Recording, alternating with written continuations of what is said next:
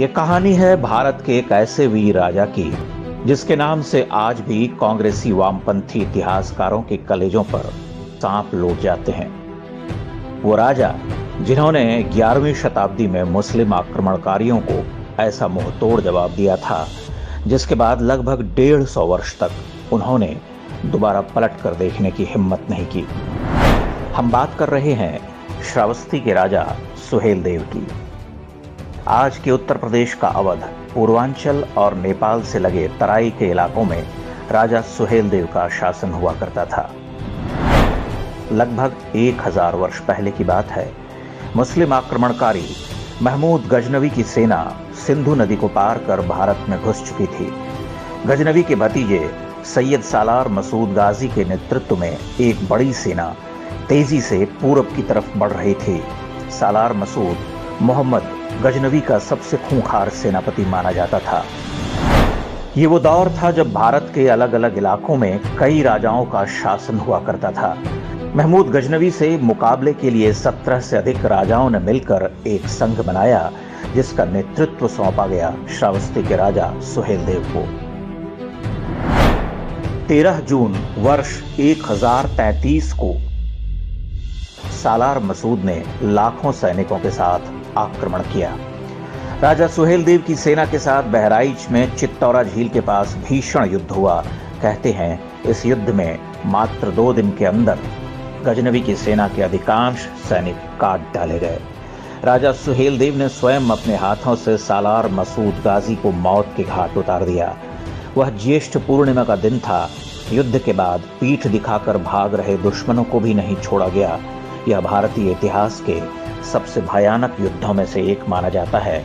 इसका परिणाम यह हुआ कि अगले 150 वर्ष तक किसी मुस्लिम आक्रमणकारी ने इस क्षेत्र की तरफ आंख उठाकर भी देखने की हिम्मत नहीं की। युद्ध के बाद सालार मसूद गाजी को बहराइच में ही दफना दिया गया, लेकिन 300 वर्ष बाद जब फिरोज शाह तुगलक आया तो उसने पास में ही राजा सुहेलदेव के गुरु ऋषि बालार के आश्रम को तोड़कर सालार मसूद गाजी की दरगाह बनवा दी।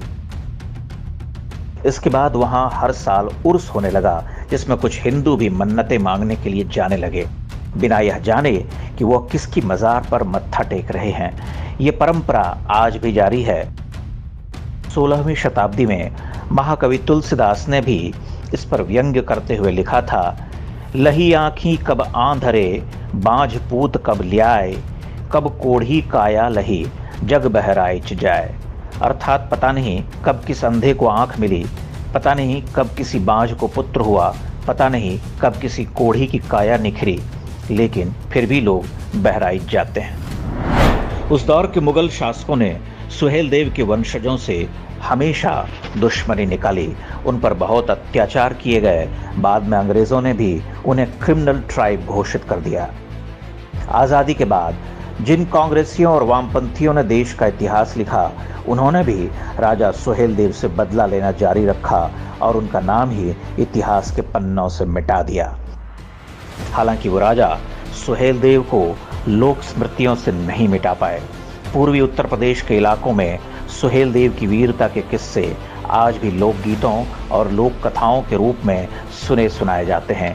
कि अरे गायों का सेना आगे, हर कई के छाल करिया करन समरिया। प्रधानमंत्री नरेंद्र मोदी के सत्ता में आने के बाद पहली बार राजा सुहेलदेव को पहचान दिलाने का प्रयास शुरू हुआ। उनके नाम पर एक ट्रेन चलाई गई और एक डाक टिकट भी जारी किया गया। प्रधानमंत्री मोदी और मुख्यमंत्री योगी आदित्यनाथ ने पिछले दिनों बहराइच में राजा सुहेलदेव की स्मारक की आधारशिला रखी है। प्रसिद्ध लेखक अमीश त्रिपाठी ने इस युद्ध पर बैटल ऑफ बहराइच नाम से पुस्तक लिखी है। अभिनेता अजय देवगन इसी पुस्तक की कहानी के आधार पर एक फिल्म भी बना रहे हैं। भारतीय इतिहास से राजा सुहेलदेव की कहानी को एक सोचे समझे षड्यंत्र के तहत हटाया गया था। उनकी कहानी उन ढेरों झूठों को ध्वस्त करती है जिनके जरिए आज भारतीय समाज में दरार डालने की कोशिश होती रहती है। इस कहानी से पता चलता है कि मुगलों और अंग्रेजों से पहले के भारत में जाति के आधार पर भेदभाव का कोई स्थान नहीं था। जिन 1.5 दर्जन से अधिक राजाओं ने सुहेलदेव को अपना नेतृत्व सौंपा था, उनमें सभी जातियों के राजा थे, यानी उस दौर में महाराज चुनने का एकमात्र पैमाना योग्यता थी, न कि कोई जाति विशेष या वंश। बहराइच का यह युद्ध इस बात का सबसे बड़ा उदाहरण है कि जब भी भारतीयों ने संगठित होकर मुकाबला किया, कोई ताकत हमारा कुछ बिगाड़ नहीं सकी। राजा सुहेलदेव की युद्ध नीति बताती है कि विधर्मी शत्रुओं पर कभी दया नहीं करनी चाहिए, उन्हें बेरहमी के साथ खत्म करना चाहिए, वरना वो लौटकर फिर से हमले करते हैं। देश और धर्म की रक्षा के लिए जो युद्ध राजा सुहेलदेव ने 1000 वर्ष पहले शुरू किया था, वह आज भी जारी है। सालार मसूद गाजी की अवैध औलादें आज भी हमारे बीच में हैं और हमारी एकता को तोड़ने के लिए षड्यंत्र रचती रहती हैं। इसलिए आवश्यक है कि राजा सुहेलदेव के इतिहास को अधिक से अधिक लोगों तक पहुंचाएं। लोग असली इतिहास जानेंगे तो गजनवी और गाजियों के मंसूबे कभी सफल नहीं होने पाएंगे।